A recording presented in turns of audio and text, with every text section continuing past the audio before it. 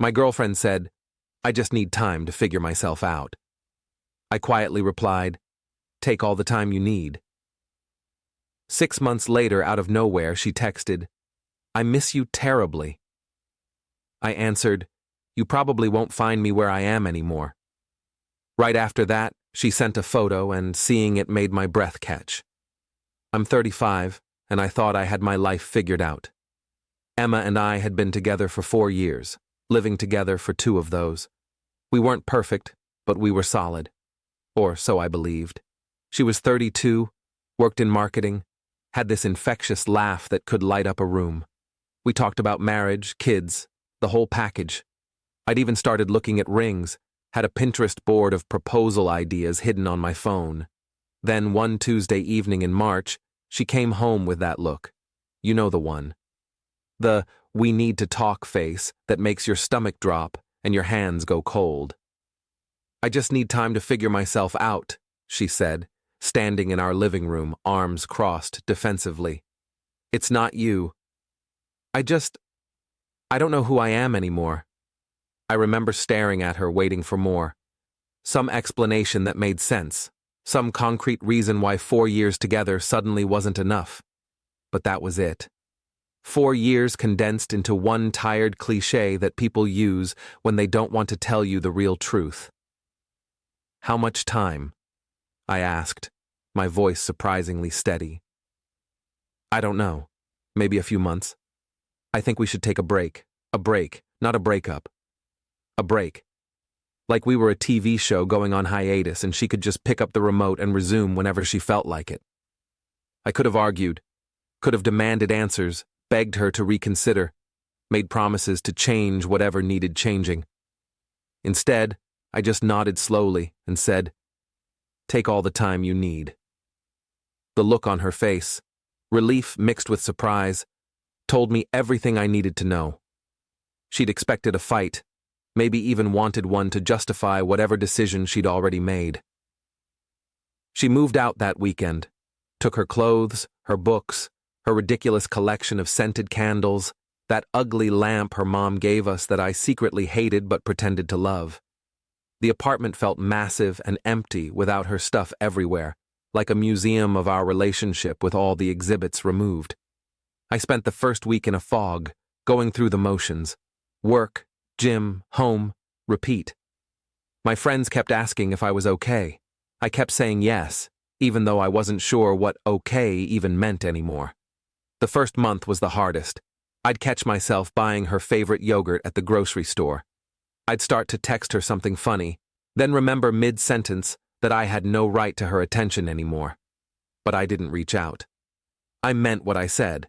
She could have all the time she needed. I wasn't going to be that guy who begged and pleaded and made himself smaller trying to convince someone to love him. By month 2, something shifted. I started actually living again instead of just existing in the spaces between sleep.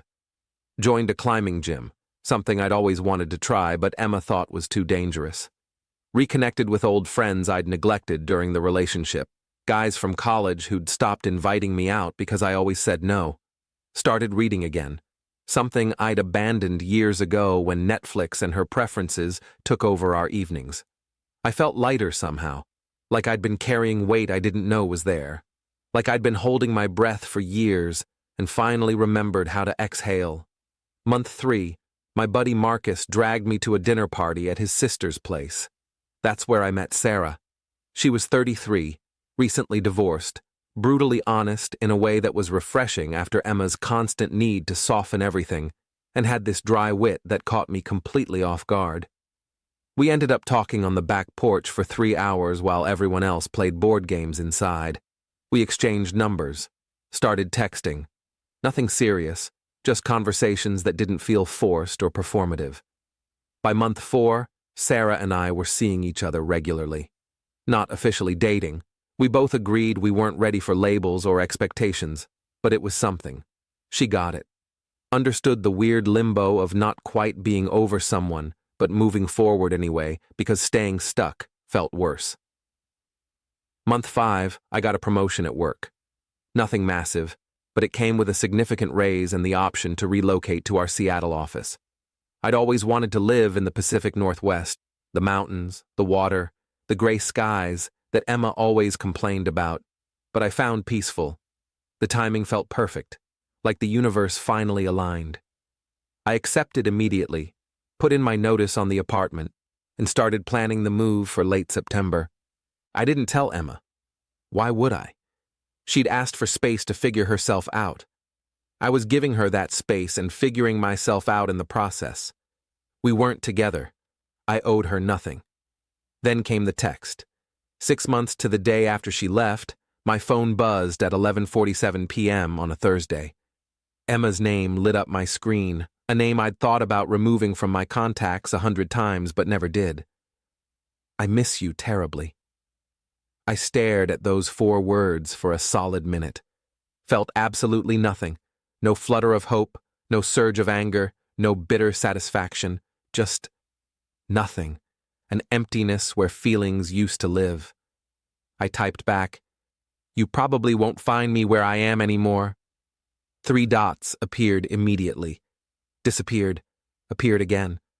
I could picture her on the other end, typing and deleting, trying to find the right words. Then a photo came through. It was her, standing in front of our old apartment building. Except it wasn't ours anymore. I'd moved out 2 weeks prior, was currently crashing at my friend Dave's place until my flight to Seattle. She was holding flowers, yellow roses that used to be my favorite, dressed in that blue dress I'd always loved, the one she wore on our first real date. She was looking at the camera with tears streaming down her face, mascara running, hair disheveled like she'd been crying for hours. My phone rang instantly. I considered not answering, but curiosity won. "What do you mean I won't find you?" Her voice cracked, raw and desperate. "I moved out. I'm leaving for Seattle in 3 days." Silence. Heavy, suffocating silence. Then, "Seattle? What? You can't just leave. You can't just abandon everything. Can't I?" "You left first, Emma. 6 months ago. You walked out and asked me not to follow. I thought you'd wait for me. I thought you'd be here when I was ready." I actually laughed. Not cruel, just genuinely surprised by the audacity. "Wait for what? You never said you were coming back. You said you needed time to figure yourself out. So I figured myself out too. Turns out I figured out a lot. Are you seeing someone?" The question came out sharp, accusatory, like she had any right to be angry. "That's really none of your business anymore." "Oh my God, you are. Who is she? Do I know her? How long has this been going on?" "Emma, why did you text me tonight? Why now, after 6 months of silence?" "Because I realized I figured it out. I figured out that I was running from the best thing in my life. I was scared of commitment, scared of losing myself in a relationship, so I sabotaged us. But I've been in therapy, working through my issues with my therapist, and I'm ready now. I'm ready for everything we talked about. Marriage, kids, the house in the suburbs, all of it." "That's great," I said, and I meant it. "I'm genuinely happy you did that work. But I'm not the same person I was 6 months ago. I'm not waiting at the finish line of your self-discovery journey. Please don't do this. Come meet me.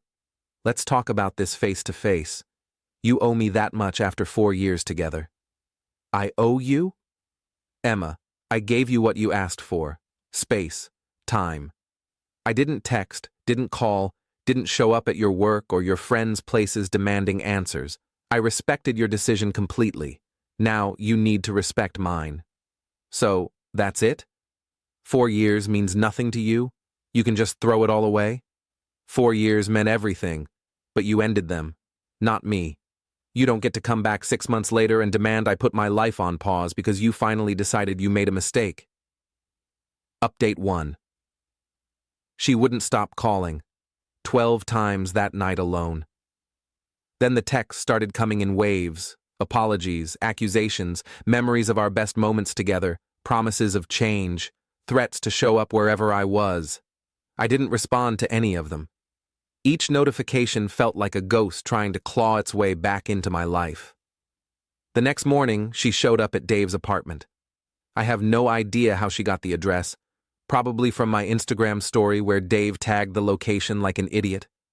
I was loading boxes into my car when I saw her walking up the driveway, looking like she hadn't slept, still wearing that blue dress from the photo.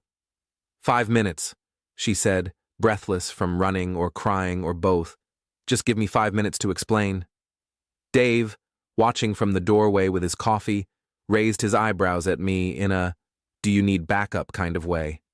I nodded at him that it was okay, that I could handle this. 5 minutes, I agreed, checking my watch. We sat in my car. She immediately grabbed my hand. Her palm was cold and sweaty. I let her mostly because I was too tired to pull away. I made a mistake, she started, words tumbling out fast. The biggest mistake of my life. I was selfish and scared and stupid. But people make mistakes, and people deserve second chances. We deserve a second chance. What happened? I asked calmly. Why now? Why exactly 6 months to the day? She looked away, staring at Dave's neighbor watering their lawn. There was someone else. There it was. The real truth under all the self-discovery bullshit. His name was Kyle. I met him at a work conference in February, right before I asked for the break. We talked all night at the hotel bar and I felt this spark. This excitement I hadn't felt in years. I convinced myself that meant we weren't right, that I needed to explore this feeling. So I came home and asked for the break, and Kyle and I started seeing each other the next week. I pulled my hand away slowly. You already had someone lined up when you asked for the break. It wasn't like that. It was exactly like that. You wanted to test drive a new relationship without fully ending ours. Keep me as a backup plan in case it didn't work out. No. I genuinely thought I had feelings for him. Real feelings. But it fizzled out after 3 months. He was all wrong, too immature, too self-centered, too obsessed with his CrossFit routine. Nothing like you. And when it ended, when he dumped me actually, I realized what I'd given up. I've spent the last 3 months in therapy twice a week, trying to fix what's broken in me so I could come back to you whole. That's really brave, I said, truly. I hope therapy helps you. But I'm not interested in being your consolation prize after your adventure didn't work out the way you planned. You're not a consolation prize. You're the love of my life. I know that now. Then you should have treated me like it 6 months ago instead of trading me in for a guy with abs. She started sobbing, that kind of crying where your whole body shakes and you can't catch your breath. Part of me, a small part that remembered 4 years of loving her, felt bad. But a larger part felt absolutely nothing. That realization was freeing in a way I didn't expect. Is it serious with her? The new girl? Emma asked through tears, mascara now completely destroyed. It's none of your business, but no, it's not serious. We're taking things slow, being honest about where we are. But that's also not why I'm leaving. I'm leaving because Seattle was always a dream of mine that I put on hold. For us. For your career here, for your family being nearby. Now there's no us, so there's no reason to put my life on hold anymore. I put my life on hold too. I turned down opportunities because of us. That job offer in New York, remember? Then I guess we're both free now to chase what we actually want instead of what we think we should want. I got out of the car. She followed, stumbling a bit, grabbing my arm hard enough to leave marks. Please, please don't go. Or if you have to go, let me come with you. I'll quit my job, I'll move, I'll do whatever it takes, I'll be better. I'll be the person you need. Emma, stop. You don't want to move to Seattle. You hate rain, you hate cold weather, you hate being away from your family. You want to rewind time. I can't give you that. Nobody can. She collapsed against my car, sliding down to sit on the pavement, still crying hysterically. Dave came over, shot me a concerned look that said this was getting out of hand. Should I call someone for her? He whispered. Call her sister, I said, pulling up the number on my phone. Tell her Emma needs a ride, and maybe shouldn't be alone today. I walked inside without looking back, heard her crying turn into screaming my name, heard Dave's calm voice trying to soothe her. I packed the last box, loaded it into the car, and left through the back door. Update 2. I've been in Seattle for 3 weeks now. The job is challenging in the best way. Actual problems to solve, competent coworkers, a boss who respects boundaries. I found an apartment in Capitol Hill with a view of the water if you crane your neck just right. The rent is absurd, but worth it for the location. Sarah visited last weekend. We spent Saturday exploring Pike Place Market and pretending to be tourists, watching them throw fish and eating overpriced chowder. It was easy, comfortable. No pressure to be anything other than what we are. Emma texted me twice more after I left. The first time, apologizing for the scene at Dave's place, saying her sister got her home safely and she started seeing her therapist 3 times a week now. The second time, a week later, a long message saying she understood why I left, that she didn't blame me and wished me well. I responded with a simple, "Thank you. I wish you well too." That was it. Clean ending, no loose threads. Dave told me she deleted all her social media a few days after I left. Her sister apparently said she's throwing herself into work and therapy, trying to move forward instead of backward. Good for her. I mean that genuinely. I hope she finds whatever she was looking for. My mom asked if I had any regrets when I called her last Sunday. I thought about it for a while before answering, really sat with the question. Maybe I regret not seeing the signs earlier, the way she'd grown distant in those months before the break, the way she'd stopped making plans for our future, how she'd started dressing differently and staying late at work. But I don't regret how I handled the ending. I gave her what she asked for, and in doing so, I gave myself permission to move on too. Sarah asked me last night if I was over Emma. We were lying in bed, her place, after watching a terrible movie neither of us paid attention to. I told her the truth. I'm over the version of us that I thought we were. That person and that relationship don't exist anymore. We both made sure of that. She nodded, squeezed my hand. Good. Because I'm starting to really like the person you are now. Just starting? I teased. Don't push your luck. Final update. It's been 3 months since the Seattle move. Emma got engaged. I saw it on a mutual friend's Instagram story. She didn't tag her, probably out of respect, but I recognized the restaurant, the ring, even the dress. Different guy, not Kyle. Someone named Michael from her gym, apparently. Good for her. I hope this time she's sure, hope she doesn't blow up his life when she gets scared. Sarah and I made it official. No dramatic declarations, just a quiet conversation one morning over coffee about deleting dating apps and introducing each other as partners instead of someone I'm seeing. She's moving here in January, already accepted a position at a firm downtown. We're looking at 2-bedroom apartments, talking about getting a dog. I ran into Dave last month when I flew back for Marcus's wedding. He said Emma asked about me once, around the time she got engaged. Wanted to know if I was happy. He told her yes, without elaborating. She cried, then smiled, then said that's what she wanted from me. Maybe that's true. Maybe she genuinely wishes me well. Or maybe she just wants to believe her leaving led to everyone's happiness, not just her chaos and my eventual relief. Either way, it doesn't matter anymore. She's a character in a story I used to tell myself about who I was. Someone at the wedding asked me if I'd do anything differently if I could go back. I said no, without hesitation. Not because everything worked out perfectly, but because I wouldn't want to be the person who begged someone to stay when they'd already mentally left. That person loses twice. Once when they're abandoned, and again when they sacrifice their dignity trying to prevent the inevitable. You can't make someone choose you, and you shouldn't have to. When Emma said she needed time, what she really needed was permission to explore other options without guilt. I gave her that permission by actually letting her go instead of hovering in the background, hoping she'd change her mind.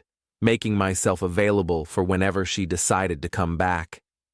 She did change her mind, just 6 months too late. By then, I'd changed too, into someone who knew his worth, who understood that take all the time you need sometimes means take forever, I'm not waiting. Someone who wouldn't pause his entire life for a maybe. The photo she sent that night still pops into my head sometimes. Her standing there with flowers, crying, expecting me to be in that apartment waiting. Part of me wonders what would have happened if I had been there, if I'd opened the door and let her back in. But that's a movie I don't need to watch. I already know how it ends. Edit. For everyone asking about Sarah, she's not a rebound. We were both honest from day one about where we were emotionally, what we could and couldn't offer. Sometimes the right person shows up at a weird time, and you just figure it out together without forcing anything. Edit 2. And no, I didn't send Emma my new address or wedding invitation. She has my number if there's ever a real emergency. That's enough.